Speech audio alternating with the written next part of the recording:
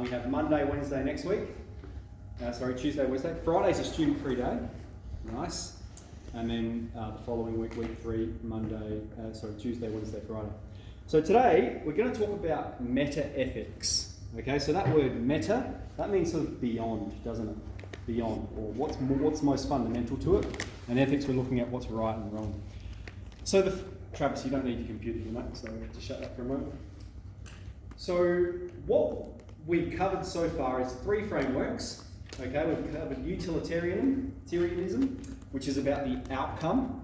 Okay, we can do anything we want as long as the outcome's good. We have deontology, which is about the acts themselves, the way of getting there. That's the means, and so it's not concerned with the outcome as long as the intention and the act itself is good. And then we have virtue ethics, which is about the person and the character and their disposition towards what is right and what is good. So they all sort of answer different questions, but what is it that they all assume? Or what is it that they all have in common?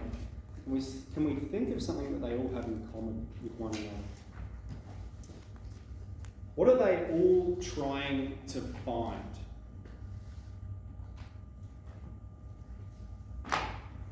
So let's break it down like this. If we think of lying, something like lying, okay? Utilitarianism says lying is the right thing to do if it has a good outcome. All right? Deontology says lying is always wrong. Telling the truth is always the right thing to do. And then virtue ethics might say honesty is a good character trait to have. Therefore, lying is wrong. Lying is the wrong thing to do. Telling the truth is the right thing to do. What do they have in common? What's common in the job? They're all trying to get to a good conclusion. Excellent. Spot on. They all assume that there is a right thing to do. That's what they all hold most fundamentally. There is something right to do. There is something good. There is something that we ought to do. And so that's what metaethics is. It's the study of this kind of language. What does it mean when we say that an act is good, or that it's the right thing to do, or that we ought to do it, or we should do it? What does that language mean? Okay, so that's what we're investigating in metaethics. So just to begin with, we have 2 words that we're going to use to compare 2 different types of ethics. So the first is objective, and then the second is subjective. So a simple distinction, it's ultra simplified, but a simple way to understand that would be something that's objective is a fact, and something that's subjective is an opinion. So I've got a list of facts there. 2 plus 2 is 4, the diameter of a circle is twice its radius. Port Power won the 2004 AFL Grand Final. South Australia is in Australia. Okay, so those are things that are true regardless of what you think. Doesn't matter what your opinion is. And then over here we have things that are opinions. Okay, they depend on the subject, subjective. So what we're investigating then is this proposition that either ethics is objective, that there are moral facts, there are things that are right and things that are wrong, and that the same moral values apply to everyone, and that murder is wrong, full stop. Okay, so we're going to contrast that thesis, morality is objective, with relativism. Morality is subjective. There's no such thing as moral facts. There's no such thing as really right and really wrong. It just depends on your opinion. Murder's not really wrong, it's only my opinion. So we're going to sort of contrast those 2 theses and think of some arguments for and against them. So just to begin with, what's your opening thoughts? Who thinks morality is relative? That it's just an opinion? You can raise your hand. Excellent. So who thinks it's objective? Does anyone think it's objective? Okay, interesting. Real social constructionists, and that's what we sort of uncovered right at the start of the semester when we were asking you guys some of these questions. So let's have a look at the first argument for relativism. So I've got 4 arguments for relativism, and then 2 arguments for objective morality. So the first is that morality is socially constructed. Okay, that's why we act in these ways, is because we're socially conditioned to act in that way. The second premise, everything that's socially conditioned or constructed is relative. And then the conclusion would be, therefore all morality is relative.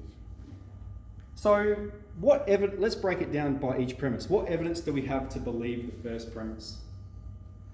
All morality is socially constructed. So, different cultures value different things. They have different ideas of what is right and what is wrong. Alright, so for Hindus, it's wrong to eat cows. They see cows as a sacred animal. Alright, for Eskimos, once people reach a certain age, it's right to euthanize them. They see that as the noble thing to do before they get too old and deteriorate. So we have different cultures have different ideas of what is the right thing to do and what's the wrong thing to do. Therefore, morality is completely conditioned. Everywhere you go in the world, you see something different. Okay, so that might be a reason to believe it. That's why it's socially constructed. We have Jacques Panksepp is a scientist, neuroscientist, who's done an experiment with rats. Okay, like all good experiments done with rats. And what he finds, okay, is that even rats, okay, they're very, very distantly related to us. If all life on Earth is descended from a single organism, a billion years ago, then we're related to rats at some point. And so we have a common mammalian ancestor. And even in rats, you see this emergent ethic. So what's the study he does is he gets these rats to play with one another. And the way rats play is they wrestle, okay? And basically, if you're a bigger rat, that's enough to win, all right? Just being bigger is enough to win the fight most of the time. And so what they'll find is bigger rats can always beat the little rat, okay? They can always beat them in the wrestling match. But they have to let the little rat win at least 30% of the time. Otherwise, the little rat won't play with them. Okay, so what does that say? What does that show you? That shows you that they recognise there needs to be some fairness and justice in their fighting. That they can't just win all the time, or else they're not going to play the game together. There needs to be some fairness and justice in it. So this points out then that's something that's not socially constructed as such, but something that's completely genetic. That it's way deeper than constructed by society. It's in the core of your genes. Okay, let's look at the second premise, which is everything that's socially constructed is relative. Everything that's socially constructed is relative. So the rules of football, they're socially constructed, and that's evident because they change every year. All right, the AFL is always changing the rules. Like the latest one is they have set positions that you have to be in before the bounce starts. They didn't used to have that.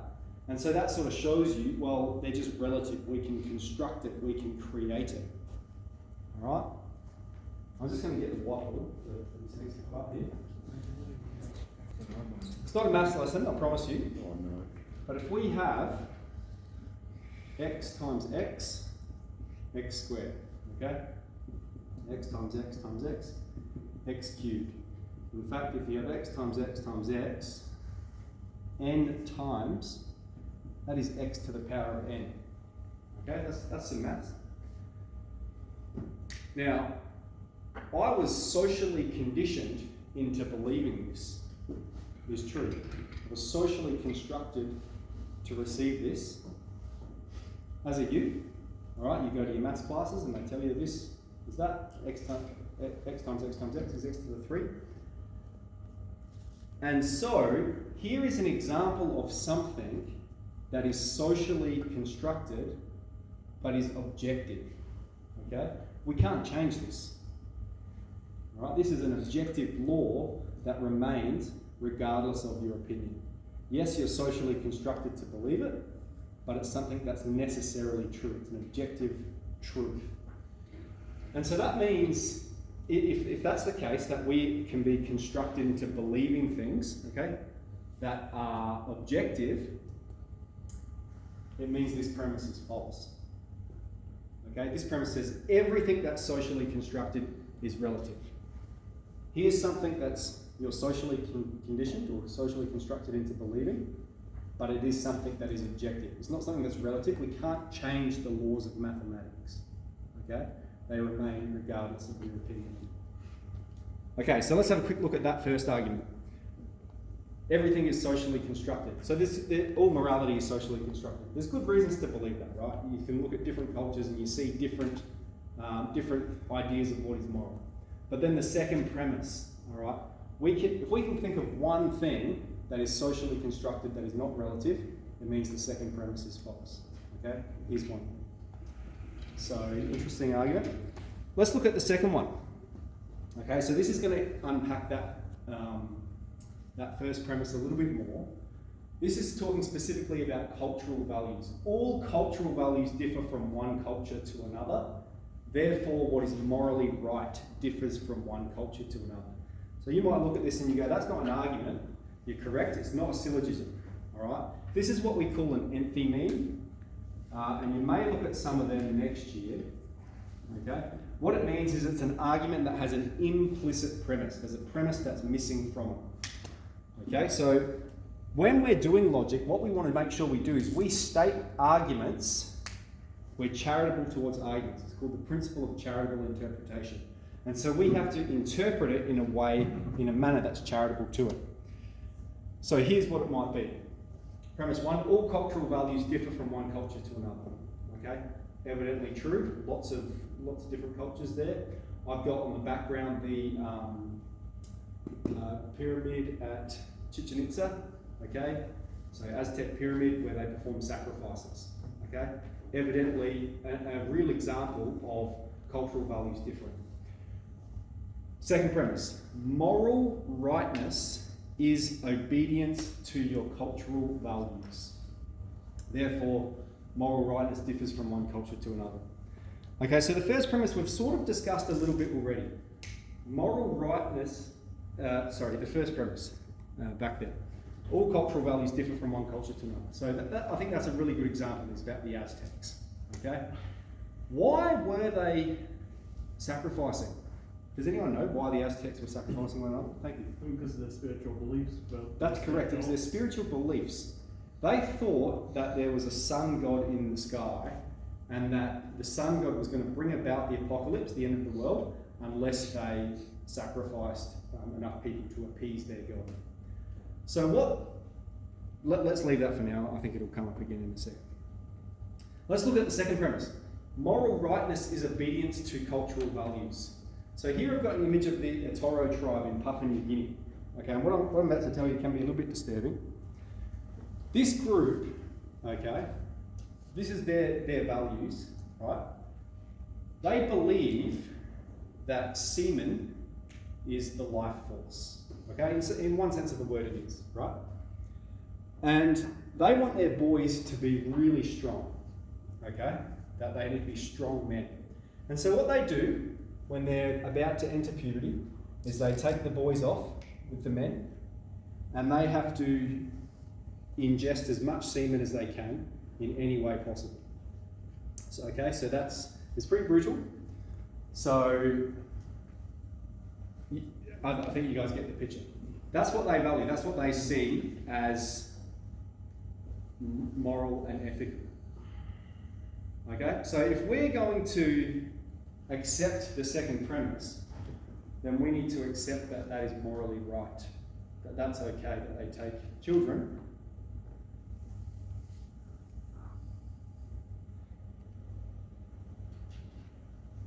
Travis, can you read that for me?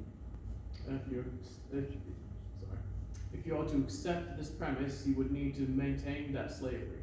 The Jewish Holocaust, women's oppression, racial segregation, and genocide are all morally right after they've been valued by different cultures at different times.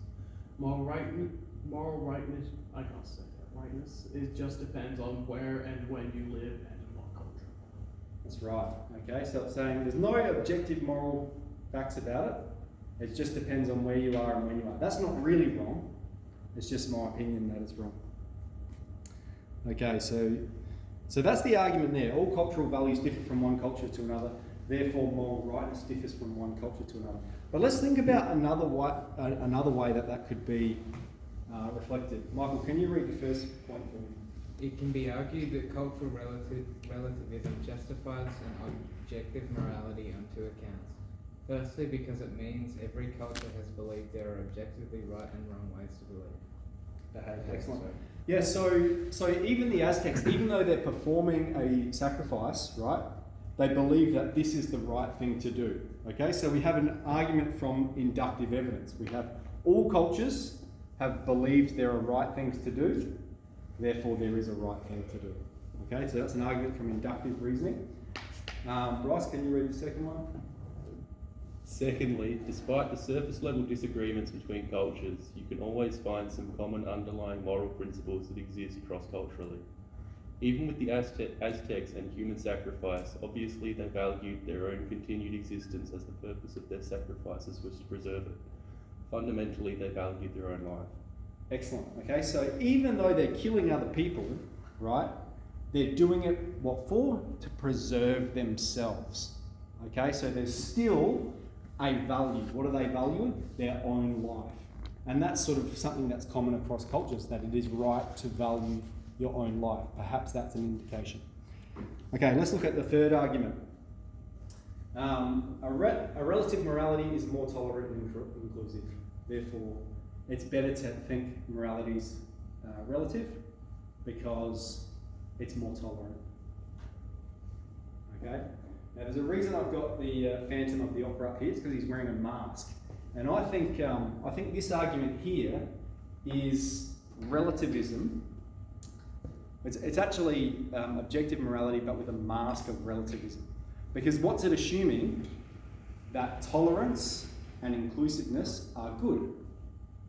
I might say objectively good, that they ought to be pursued. We ought to be tolerant and we ought to be inclusive. That those are values that transcend. Okay?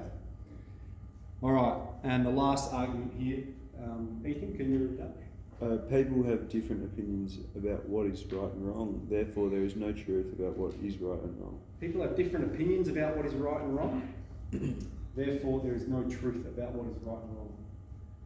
Okay, can anyone think of what might be wrong with that?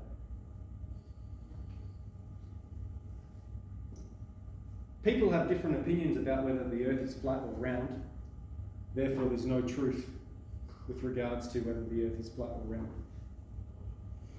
Alright, so we can see just because people have different opinions about some state of affairs doesn't mean the state of affairs is relative. Okay, so let's look at some arguments for objective morality. So we've looked at some arguments for relativism. You can see there's some problems with it. Let's look at some arguments for objective morality. Let's see if there's some problems with it. So the first is from personal experience, okay? When you're a child and you go to the playground and you're hanging around there with your friends and you're about to go down the slide and then someone pushes in front of you. That's not fair. That's unjust. Everyone knows that feeling of unfairness or injustice. Everyone's been a victim of it in some ways. Maybe not that exact circumstance, but something similar. That's not fair, that's unjust. So it is so core to our being, this sense of justice. Everyone has it. Okay? So this argument says all people have an innate sense of right and wrong, therefore an objective moral code exists. Again, an enthymeme, if we put it in logical form. All people have an innate sense of right and wrong. This sense of right and wrong is the objective moral code, therefore all people have an objective moral code. Now there's a pseudo-fallacy here. Okay, so pseudo means that it looks at first glance like there might be a fallacy. Does anyone want to have a guess what it might be? Alright, it's sort of taking the form, all people have this, therefore it's true. What's that? Appeals to masses. Appeal to the population, appeal to the majority. If everyone believes it, therefore it's true. So it looks like it's saying that, but let's be careful, it's not. It's not saying everyone believes this, therefore it's true. It's saying everyone has this, all right? So you could think of it in a couple of ways, like saying everyone has hands, therefore hands exist. Is that an appeal to the majority? No, it's not. It's not saying just because people believe it, therefore it's true. That's the fallacy of appealing to the majority. Well, you can also think of it like, so we're describing this conscience as an internal sensation, isn't it? So maybe a bit like sight. You can see things, and your sight describes reality, doesn't it? That's what your eyes do. That's what your ears tell you about. They're hearing sounds. It's describing the noises around you. So your senses describe reality. If we have a conscience, which is a moral sense, is that describing some reality as well to us? Okay, that's this argument here. All right. The second argument is about moral disputes. Okay, so you guys, everyone has moral disputes. The classic one that we'll look at next week is abortion. Okay, it's very divisive. We have people that are pro-life. They say they value the life of the baby, and we have people that are pro-choice and they value the life of the mother. So in order for people to have a moral dispute, in order for them to have an argument about what is the right thing to do, firstly, they need to believe that there is a right thing to do. Okay, they need to believe that there is something right to do, that there is some objective truth with regards to it.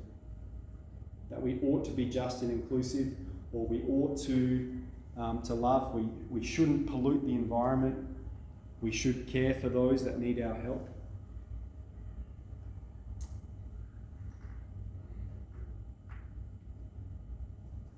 Here's the argument. Come up to Flynn. If moral disputes are to have any efficacy, then moral language must have an objective meaning. Do you want me to help? Yeah, that'd be good. We act as if moral disputes have efficacy. Therefore, we act as if moral language has an objective meaning. Right, efficacy means it's efficacious, it has an effect, all right? So, another maths example, all right, 15. Is it a prime number? Raise your hand if you think 15 is a prime number. Okay, who thinks it's not a prime number? Raise your hand. Okay, well done. You guys know your prime numbers, which is good. You know the objective state, all right? But the point is, in order to answer this question, what's a prime number? Is 15 a prime number? You need to know what a prime number is, okay? Now, so let's talk about that. What is a prime number? A prime number is a number that is divisible only by itself and 1, okay? Divisible by itself and 1. Now I'm going to tell you about a person who thinks a prime number is any number with a 5 in it. Okay, so here we've got the mathematician who knows what the prime number is, and then we've got this other person who says, no, a prime number, that's anything with a 5 in it.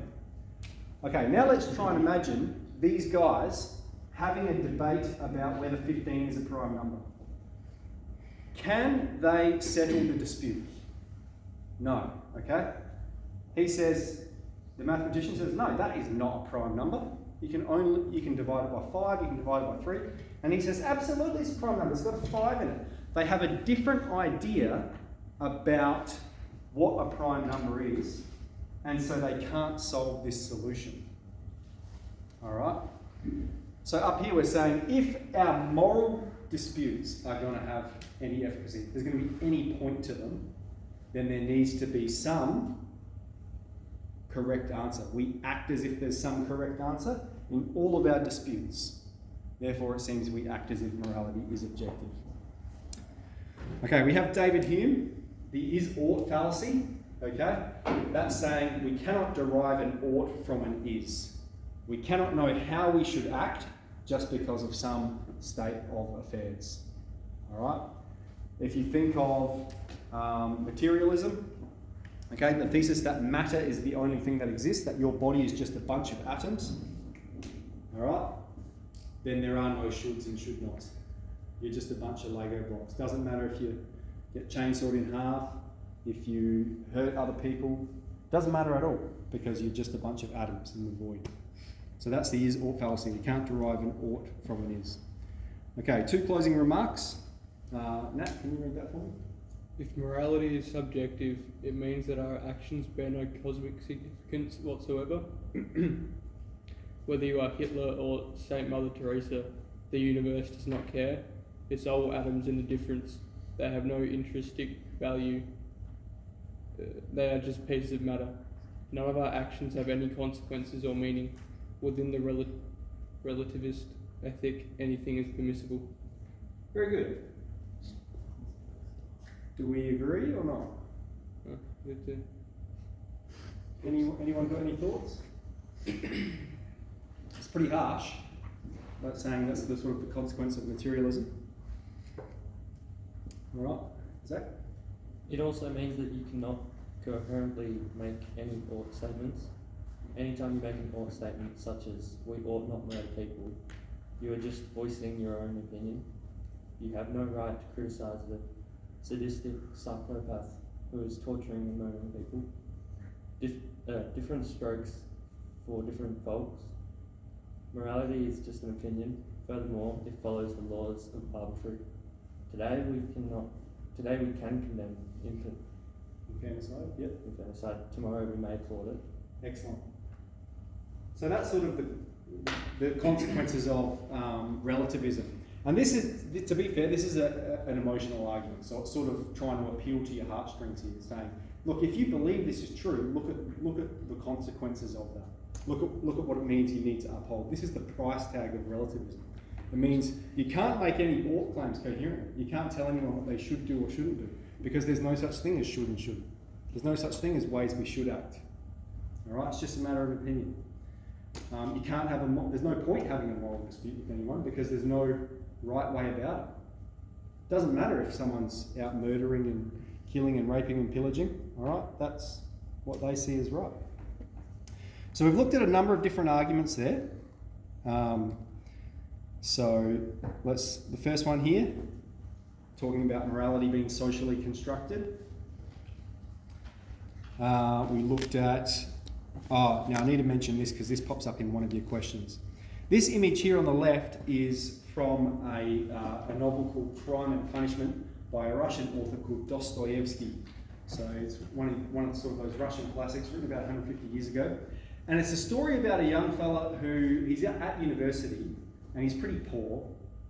And he writes this philosophy essay arguing that there's no such thing as objective morality and that strong men, strong women are those that seize power for themselves and just take what they want.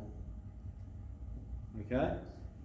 And so he goes to this old lady who's basically runs a second-hand shop and he knows she's got lots of money tucked away in her treasure chest and he murders her and takes her money. And so the book is about a guy that tries to invent his own value system. I'm going to make a virtue out of murder. I'm going to make murder a virtuous act. That if I murder and steal from that person, that's a good thing because it's good for me. And the story's about that. So without ruining it for you, the story's about his journey into trying to make his own value system. If morality is subjective, it means you can make your own value system. It means you can choose to feel good about stealing and killing and all those sorts of things. So this is a really interesting one because all of our ethical frameworks assume there is a right way to act. All right? And so now we're looking at, well, is there really? That's what we're addressing today. So let's pull our books out. Let's have a look at our questions, and that's going to be a sort of our Friday afternoon.